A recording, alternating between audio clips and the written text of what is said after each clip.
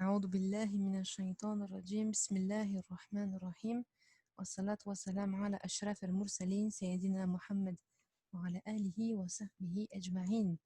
Donc on va parler d'Abdurrahman ibn Abi Bakr radiallahu anhu, un héros jusqu'à la fin, ce compagnon. Alors qui était-il?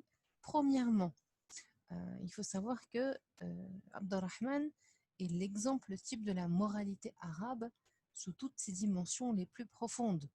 Si son père Abu Bakr fut le premier à se convertir à l'islam et à manifester un dévouement total au prophète Mohammed, sallallahu alayhi wa sallam, lui, Abdurrahman, il va rester au début fidèle à la religion de ses ancêtres. Donc, il va se convertir un petit peu après.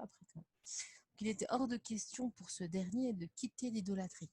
Sa rage contre l'islam était telle qu'il fut même présent aux côtés des négateurs lors des batailles de Badr et d'Uhud.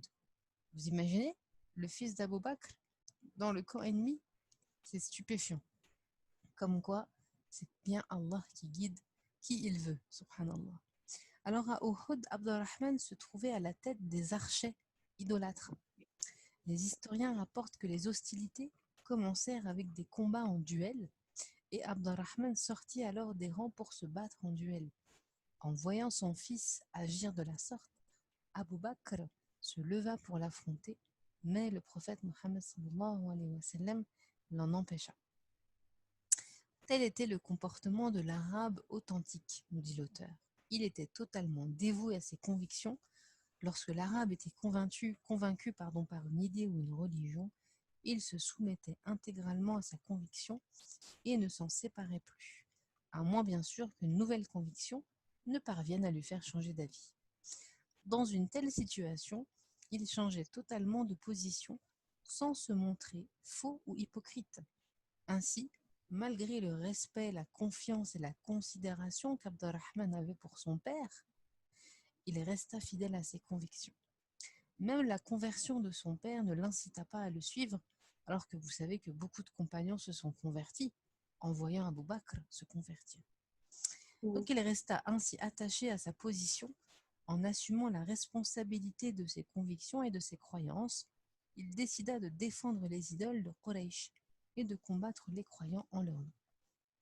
Mais, nous dit l'auteur, un homme de cette trempe ne pouvait pas rester longtemps insensible à la vérité. Son authenticité et sa clarté allaient ainsi le guider vers le droit chemin. Un jour donc, naquit le nouveau Abdurrahman ibn Abi Bakr. Son âme fut éclairée par la lumière de la guidée qui dissipa en lui les ténèbres de l'idolâtrie. Il devint ainsi un fervent croyant qui ne voyait plus que Dieu à travers tout ce qu'il entreprenait. Alors qu'est-ce qu'il va faire quand il va bien sûr vouloir se convertir? Eh bien, il va se rendre rapidement auprès du prophète Mohammed sallallahu alayhi wa sallam pour lui porter allégeance, pour lui prêter allégeance et lui annoncer son adhésion. Lorsqu'Abu Bakr va apprendre la nouvelle, il va être ravi de voir son fils prêter allégeance au prophète sallallahu alayhi wa sallam. Alors, euh, je prends vos questions juste après, Inch'Allah.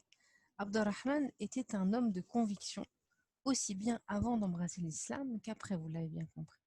Ce changement dans sa vie ne venait donc pas du fait qu'il recherchait un intérêt matériel, ni une quelconque crainte, mais simplement d'une conviction nouvelle et profonde qu'il portait. Bien sûr, cette conviction venait directement de la guidée d'Allah et de sa grâce. Abdurrahman voulut alors rattraper tout le temps perdu, et pour cela, il se dépassa et fournit des efforts considérables pour la cause de Dieu, du messager et des croyants.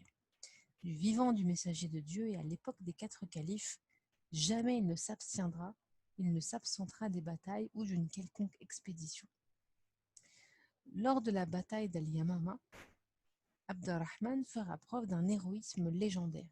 Alors la bataille d'Al-Yamama, c'est la bataille contre, vous savez, Moussaïlima, l'imposteur, qui s'est prétendu être prophète avec le prophète Mohammed sallallahu alayhi wa sallam. Donc lors de cette bataille, Abdurrahman, qu'est-ce qu'il va faire? Eh bien, il va montrer sa persévérance et sa bravoure en contribuant largement à cette bataille et il va tuer un homme qui s'appelle Muhakkam ibn at-Tufayl. Et cet homme-là, en fait, c'était le maître à penser de Moussaïlima. C'était lui qui lui donnait un peu les idées qu'il devait répandre auprès des gens. Et le fait de le tuer, en fait, va provoquer une énorme brèche dans les troupes ennemies et va faire une brèche énorme qui va ouvrir le fort, puisqu'en fait, Moussaïlima se cachait dans des forts. Et ça va permettre aux musulmans de pouvoir s'engouffrer dans les forts de l'ennemi. Alors, les grandes qualités d'Abdurrahman vont s'affiner davantage après sa conversion à l'islam. Sa fidélité vis-à-vis de ses convictions, sa détermination à suivre ce qu'il considérait comme vrai et surtout son refus de l'hypocrisie et de l'adulation. Tous ces caractères représentent l'essence même de sa personnalité et de son vécu. Jamais notre compagnon ne change de comportement, quelles que soient les tentations ou les influences extérieures. Pour vous dire, ses convictions sont restées inébranlables le jour où Muawiyah qui est le 5e calife après Ali, eh bien Muawiyah, après, il voudra mettre son fils Yazid à sa place. Et donc Muawiyah, qu'est-ce qu'il va faire? Il va obliger les gens, par la force, à prêter allégeance à son fils Yazid. Alors on rapporte que le prince des croyants va ordonner à Marwan, son représentant à Médine, de lire publiquement à la mosquée la lettre d'allégeance. Marwan va appliquer les instructions, mais à peine eut-il fini de lire sa lettre, eh bien, Abdurrahman va se lever pour transformer la consternation des musulmans qui écoutaient cette demande de Muawiyah en protestation audible et en opposition active. Abdurrahman dit: par Allah, vous ne voulez vraiment pas ce qu'il y a de mieux pour la communauté de Mohammed. Vous voulez suivre le modèle byzantin en termes de succession. À chaque fois qu'un Héraclius disparaît, un nouvel Héraclius le succède. Yani, c'était une monarchie, quoi. Entre père et fils, quoi. Et donc la position de Muawiyah amenait Abdurrahman à penser qu'un grand danger guettait l'islam. Pour lui, le principe de shura, yani de consultation, qui permettait à la communauté musulmane de choisir son dirigeant, était menacé car Muawiyah voulait imposer une royauté où le pouvoir se transmettait de père en fils.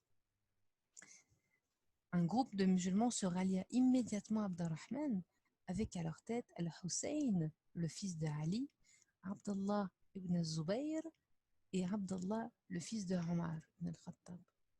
Mais des circonstances inévitables finirent par contraindre ces derniers à observer le silence devant la volonté imposée de force par Muawiyah.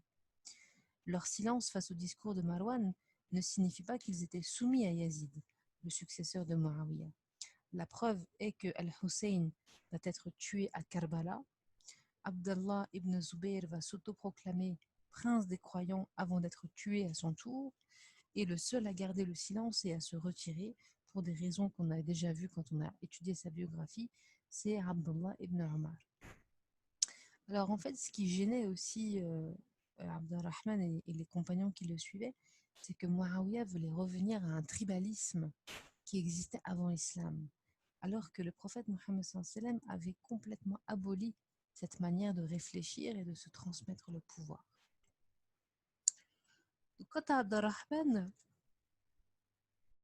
il va continuer à déclarer publiquement la nullité de cette allégeance. Muawiyah va même lui envoyer alors un don de 100 000 dirhams afin de le rallier à lui.